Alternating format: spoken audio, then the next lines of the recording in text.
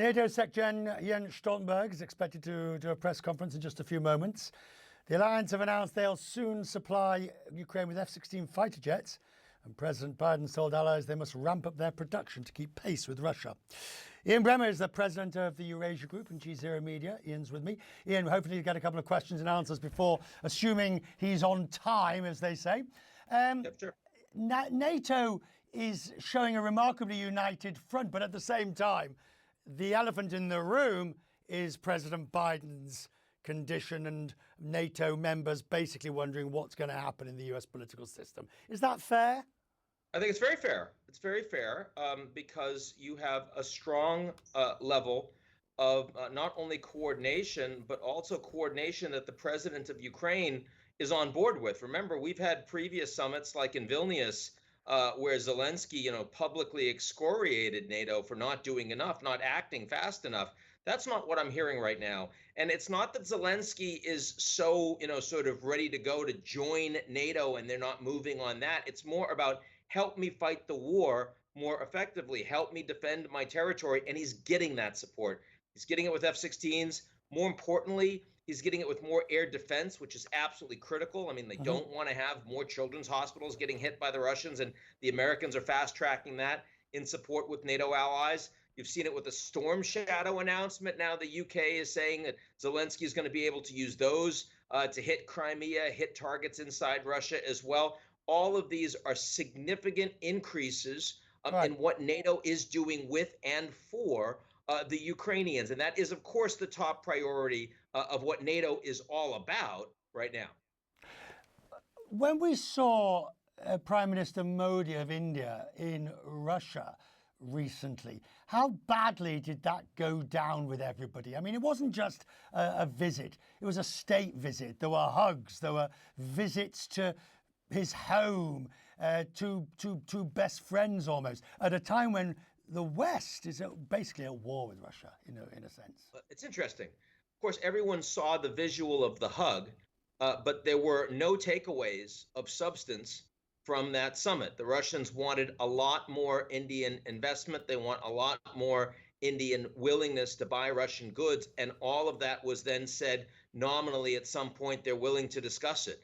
But they didn't get anything that they wanted from the Indians. Meanwhile, India's moving farther and farther away from Russia as a security supplier. India used to be the principal purchaser of military arms from Russia. That is no longer the case. They're now working more closely with the Americans through the Quad, with the Europeans as well. Now, here's the point, Richard, is that Modi does not want, if there is going to be a crisis or conflict between India and China, and they have a very contentious relationship despite their economic trade, Modi does not want to be so far from Putin that Putin takes China's side. So he wants to be seen as a guy that Putin still finds useful on the international stage, even though they're not working that closely together anymore. That's why he made the visit. That's why he gave the hug. And honestly, nobody at NATO is all that concerned about the reality of that relationship. They're much more concerned about the Chinese, who decided to do military exercises on the ground in Belarus, on the Polish border, in the day before the NATO summit.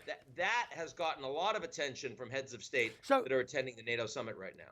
And this other question of President Biden and President Trump, is there an acceptance by NATO, being begrudgingly leaders privately, that they could President Trump is looking more and more likely? Oh, absolutely. And let's be clear, with the exception of Viktor Orban from Hungary, this is a group of leaders that really is concerned about what Trump would mean for them, what he would mean for the Ukraine support, what he would mean for the viability of a strong EU, what he would mean for his support for a lot of populists like Marine Le Pen in France and the AfD in Germany, who have been doing better at the polls and elections recently. They are very worried about that. Privately, they recognize he is more likely than not to be the next American president.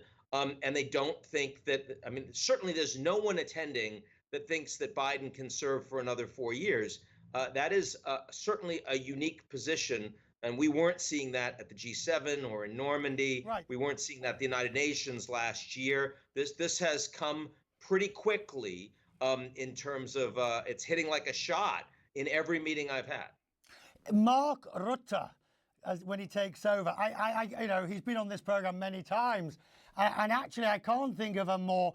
When I say competent, I'm not being begrudging. I can't think of a better candidate that will ease and smooth over from Stoltenberg to Rutte. He knows his way around all of this stuff, backwards, upside down, inside out, and is the ultimate safe pair of hands. Yeah, I mean, I know Mark well, and I think he's not only all of that, but also strategically very insightful. He's liked by all of the NATO allies. I mean, even though the Netherlands, of course, is not one of the big spenders itself on defense, but I mean, even though that's a really big negative, and that's one of the reasons the Canadians weren't taken very seriously, Mark is so liked and respected that I mean, it was fairly easy to come to consensus that he's the guy that should be taking over NATO going forward. Look, I don't. There's no one attending here that actually thinks that there is an existential threat to NATO itself. And that's kind of interesting, Richard. Like, even if Trump is going to be the president, the fact is that 23 NATO members are now spending 2% or more of GDP on defense, and they are all ramping up. I was just with the Polish foreign minister a few hours ago. I've known for years. They're at 4% now. They're moving up 5% next year. They're doing that in part because of the Putin invasion, Right. in part because of Trump. And if Trump becomes president and he says, you know, he takes credit for it, that's much more likely than Trump saying, that's it, I'm getting rid of this thing that I actually made stronger. There aren't a lot of leaders here that are worried that NATO is falling apart. Whilst we wait for the SecGen, Keir Starmer, his first NATO, how's he doing? Fine. I mean, he's not changing policy on the United States. He's not changing policy on Russia, Ukraine. He is very interested in rebuilding relations with the European Union. He spent a lot of time personally with Ursula von der Leyen, who is very likely to get the nod for another 5 years running the European Commission. And he would like over time to improve, to stabilize and improve what has been a shambolic UK relationship with the EU post-Brexit. That has helped the British markets a little bit. It's helped, you know, people think more about the UK as a destination for investment and growth. I think that's solid. But in terms of NATO, no real change. We're waiting. He hasn't arrived, so I'll let you go. And it's always good to talk to you. I'm very grateful for that perspective. Ian Bremmer joining me. He is in Washington.